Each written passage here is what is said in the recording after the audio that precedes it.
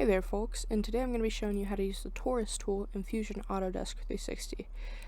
It's going to be right up there with like the rectangle, or like the box tool and the sphere, as in easiness. Is a very easy tool to use. It's kind of like a big donut.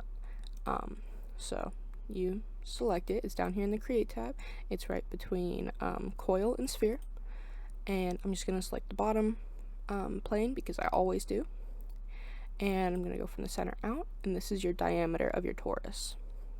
So if you've ever done any sort of 3D sculpting or 3D modeling outside of Fusion, like in Blender, or there's a couple on the iPad as well that I've used, most of the time the shape that you start off with is a torus. That's one of the beginning shapes.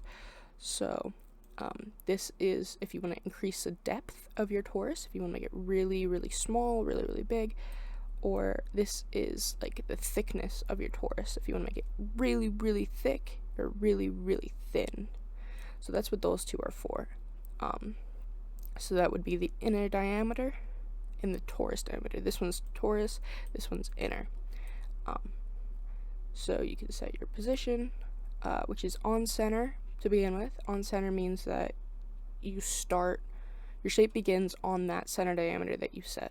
Inside means that it is inside of that center diameter, and outside means that it is outside of that center diameter, this little blue circle here. But we're just going to leave it on center, and the operations are the same as every other tool, where it's either join, cut, intersect, new body, new component.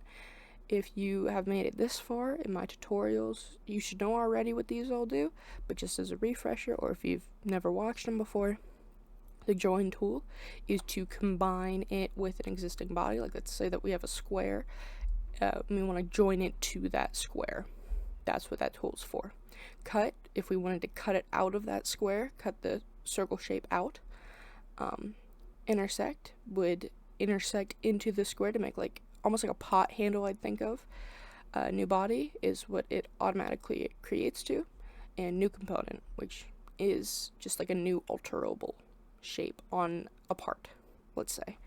But yeah, I'm just gonna click OK, and that's how you make a torus in Fusion Autodesk 360.